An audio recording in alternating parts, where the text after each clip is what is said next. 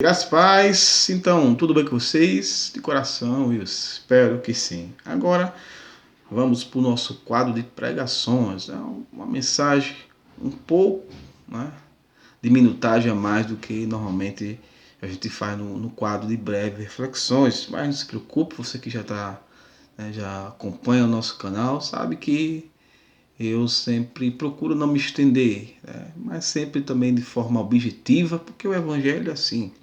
Né, tem que ser pregado de forma objetiva, não com tanta enrolação como muitos fazem, muitas vezes de forma até de má fé, né, querendo ali colocando muitas vezes palavras difíceis, né, para que eles possam ser muitas vezes o detentor da sabedoria, o detentor, né, ali do verdadeiro entendimento, né, mas a gente sabe que não é mais, né, é entre eles e Deus. Então, curte, compartilha, se inscreve no nosso canal, meu irmão, minha irmã, você que acompanha aqui, né? Deixa sempre o seu like, ativa o sininho aí das notificações para você não perder nenhum conteúdo. Volto a lembrar que nosso canal tem outros quadros também, né? Aí a gente tem, se você gosta do Antigo Testamento, temos todos os profetas menores, né, de Osés ali até Malaquias, né, versículo por versículo, né, capítulo por capítulo, verso por verso. E a gente ali traz uma introdução histórica ali, fala sobre a questão do momento, né, o contexto histórico, o contexto, e também a gente traz ali aplicações para o nosso contexto atual. Fique à vontade lá, é mais ou menos que uma hora, mas não vai ser uma hora entediante, né? Então dá uma olhadinha lá, depois você me diz aí, coloca nos comentários. Então, abre tua Bíblia no livro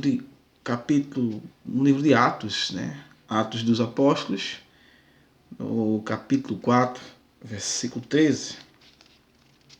Atos, capítulo 4, versículo 13, que diz assim: observando a coragem de Pedro e João, e tendo notado que eram homens simples e iletrados, ficaram perplexos e reconheceram que eles haviam convivido com Jesus. Então, aqui a gente sabe, né? Jesus já tinha ascendido aos céus e agora os apóstolos estavam, digamos, sem ter o seu mestre, sem ter ali Jesus para guiá-los, digo, de forma física como era antes, como ele passou aqueles 3 anos, alguns meses lá, né, guiando os apóstolos. Agora, Pedro, João, os demais apóstolos, seguidores do Senhor Jesus estavam por conta própria, né, fisicamente falando, né? Mas claro que espiritualmente falando, a gente sabe que Deus, Jesus Cristo disse o quê? Estaria convosco, né? Mateus 28, acho que é 20,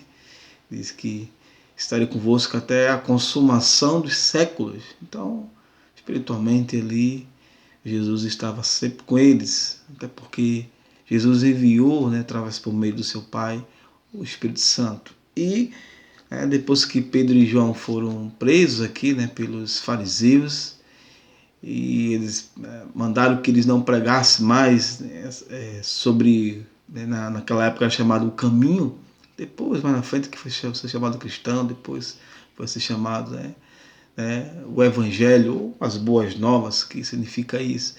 E aqui o interessante, meus irmãos, é que eles observaram, né, eles notaram que eles eram simples e homens iletrados, ou seja, que não tinham formação como eles tinham, homens que eram pescadores, homens que até podemos dizer, quem sabe, de forma até rude ao falar, rude ao falar assim, né, com palavras, digamos, povão mesmo, não tem aquela eloquência ou aquele entendimento como eles achavam, né, como os fariseus, eu estou falando, achavam que deveriam ter, né, mas eles ficaram perplexos, né, como diz aqui, ficaram perplexos e, poxa, como assim?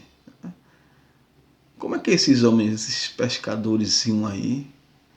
Como assim que esses iletrados aí, que não têm o mesmo conhecimento da gente, que não estudaram, né, nas escolas que a gente estudou, de sacerdócio, disso, aquilo, outro.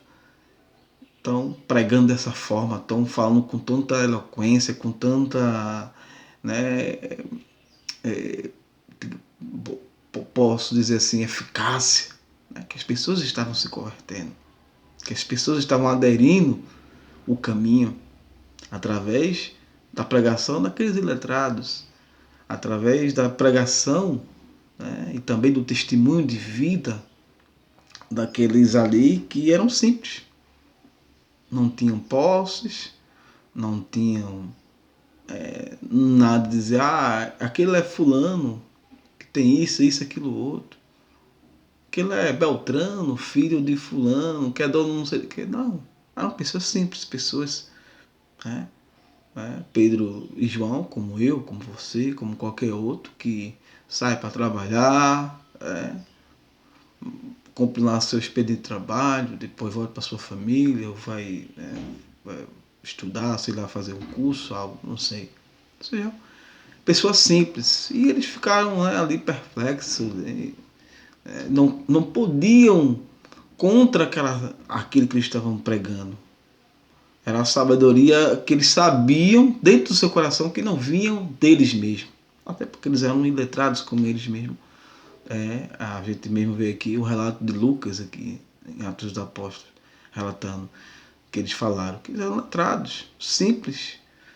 Mas o que eles pregavam, a forma que eles pregavam, a forma que eles viviam era de realmente você ficar, né, parado, observando, sabia que o que eles estavam pregando era algo que não vinha da terra, não vinha deles, por mais que eles não reconhecessem, mas eles sabiam, né, que aquelas palavras, que aquela pregação, para convencer aquelas pessoas ali a aceitar o caminho, a realmente ter o Senhor Jesus como único, exclusivo e suficiente Salvador, tinha que vir do alto. Eles apenas não reconheciam, apenas como Paulo escreve, acredito que na sua segunda carta aos Coríntios, que o Deus do presente século tenha cegado o entendimento dos descrentes para que o evangelho não penetrasse. Então, o evangelho não penetrava na mente daqueles fariseus, porque eles estavam mais ligados à lei, mais ligados realmente às coisas daqui, que eles tinham acabado de, acabado assim, fazer pouco tempo que eles tinham condenado, tinham matado o Senhor Jesus, como o próprio Pedro, o apóstolo Pedro fala, né? O próprio Estevão mais na frente também vai acusar eles disso aí. E eles não conseguiam lidar com aquilo ali. Então a forma deles tentar parar era o que? A força. Era batendo neles, era açoitando, era ameaçando. Olha, se vocês não parar, vocês vão ser presos, vocês podem ser mortos. Achando, né, que isso iria parar aqueles homens simples e iletrados, só que cheios do Espírito Santo, cheios da boas novas, da boa nova do Senhor Jesus ali, mostrando o caminho verdadeiro que é Cristo para aquelas pessoas. E eles, os fariseus, com a mente humana, com a mente realmente cauterizada, achava que vamos dar uma coça nesses camaradas, vamos acochar, vamos ameaçar, que eles vão parar. Só que a gente sabe que eles só pararam de pregar eles, né? Quando assim aprove ao Senhor Jesus, que já tinham acabado, né? Que os apóstolos, que o Pedro, que o João, que os demais apóstolos que pregavam o evangelho, já está bom de encerrar a tua carreira. Então ali eles glorificavam ao Senhor Jesus através das suas mortes, né? Não o João, mas que a gente sabe que o João ele morreu de velhice, né, na ilha de Patmos, mas o apóstolo Pedro, a gente conta a história, né, dos mártires, que ele foi morto, crucificado, né, de cabeça para baixo, porque ele disse que não era digno de morrer, assim como seu mestre, como o seu Senhor, o seu Salvador, morreu, preferiu ser crucificado de cabeça para baixo. Nisso, glorificando, nisso derramando, através do seu sangue, derramando na semente do Evangelho, porque a semente do Evangelho também mesmo foi o sangue de muitos dos nossos irmãos no passado, que foram derramados, achando os fariseus, achando o Império Romano que estavam destruindo, que estavam realmente apagando aquela chama do Evangelho. Achavam que estava apagando, achavam eles. Mas eles estavam fazendo ali um trabalho que eles nem imaginavam, claro, a favor do reino de Deus. Então, a cada sangue que era derramado, a semente brotava e mais pessoas eram convertidas, eram levadas, pela graça irresistível do Senhor Jesus para a salvação das suas almas. E o que eu quero falar, tratar um pouco com vocês hoje, é em relação, que eles reconheceram ali que aqueles haviam andado com Jesus.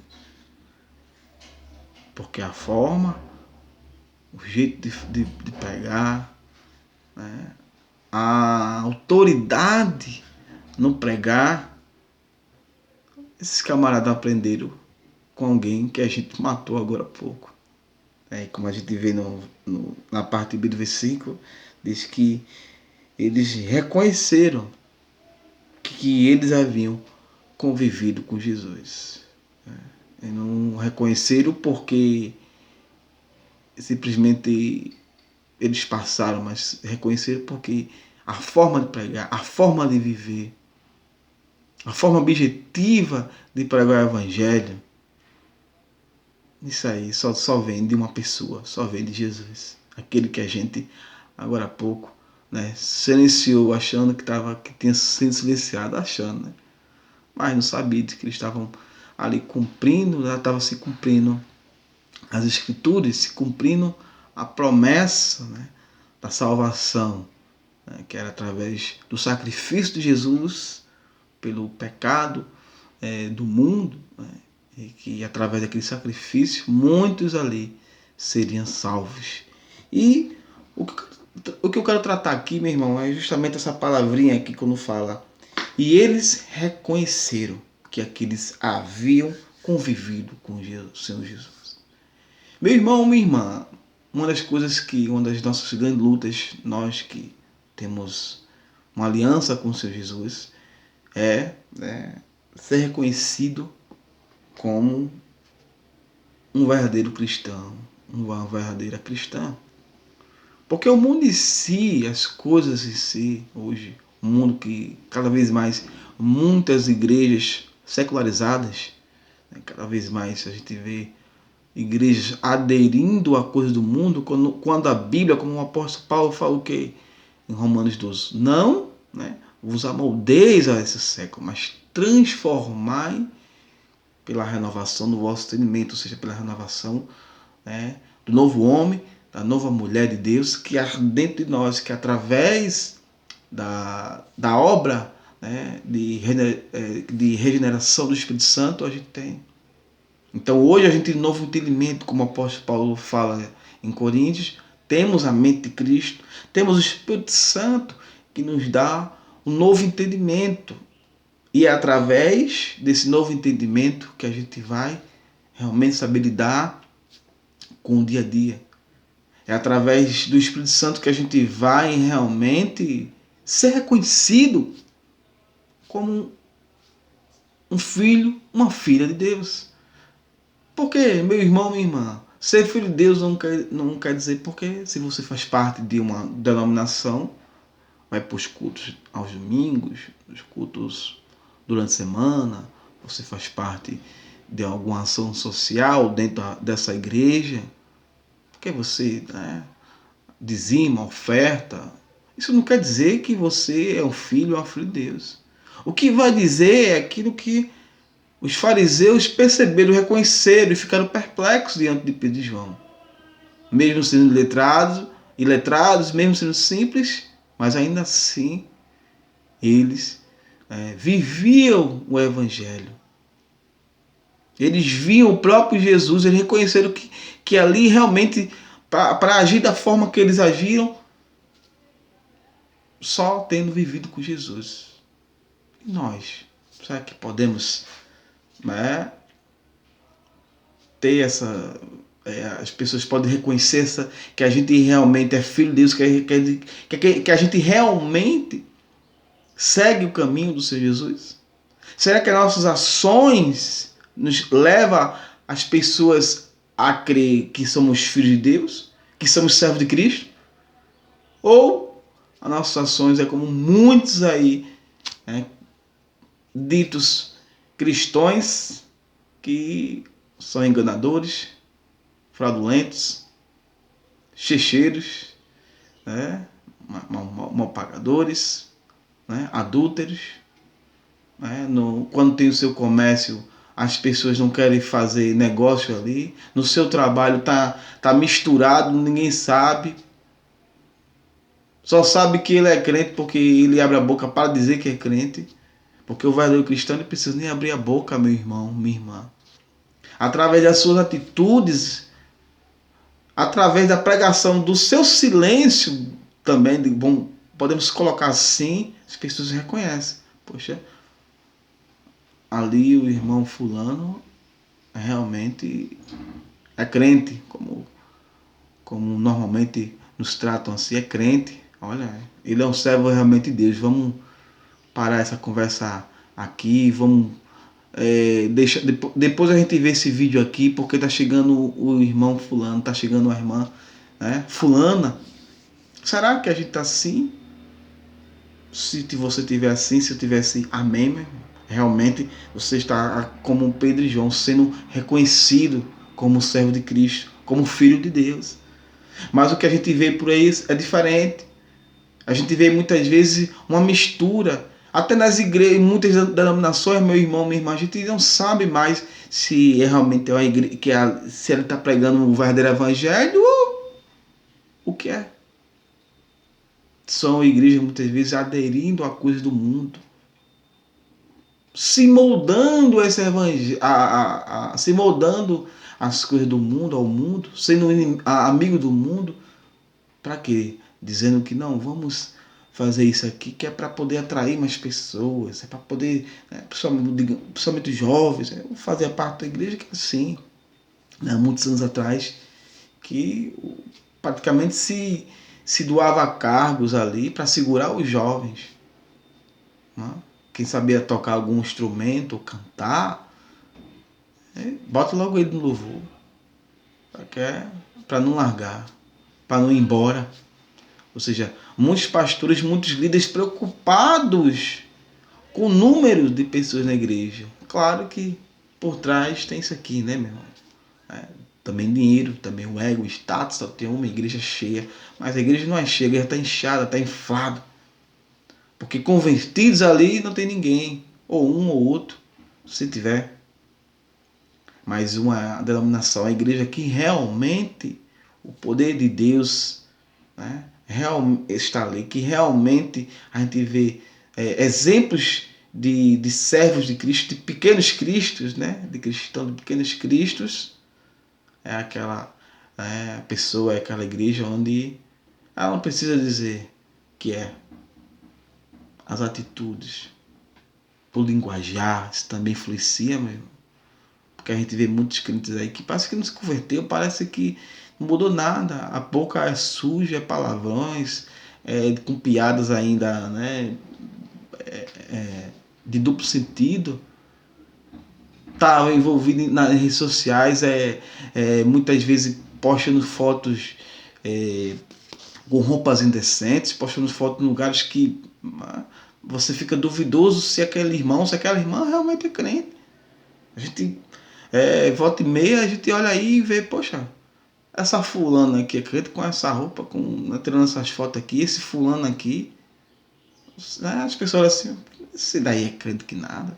Não estou dizendo que a veste tem a ver com a salvação, tem a ver, mas viemos e convenhamos, meus irmãos. A gente sabe que não é qualquer roupa, né, que a gente também deve vestir, não é qualquer lugar que a gente também deve estar. Paulo fala o quê? Tudo me é lícito, mas nem tudo me convém. Tudo me é lícito, mas não me deixarei ser dominado por todas elas. Então você pode, se você quiser usar uma roupa, né, vulgar, você pode. Mas onde é que vai glorificar ao Senhor Jesus? Você pode estar em certos lugares aí que, né, que o correto seria não estar, o crente não está, você pode. Mas vai trazer glorificação para Deus? Deus vai ser glorificado na tua vida? Ou as pessoas vão te olhar e vão dizer, isso é um falso crente, essa aí é uma falsa crente. Vai para a igreja, diz, né, canta, fica, toca no louvor, canta no louvor, é pregador, pregadora, faz isso, aquilo outro, mas aqui, ó, tá aqui, ó, envolvido aqui. Quando tem uma festinha, se entrega tudo, se entrega tudo. Eu sei disso, meu irmão, porque eu já passei por isso.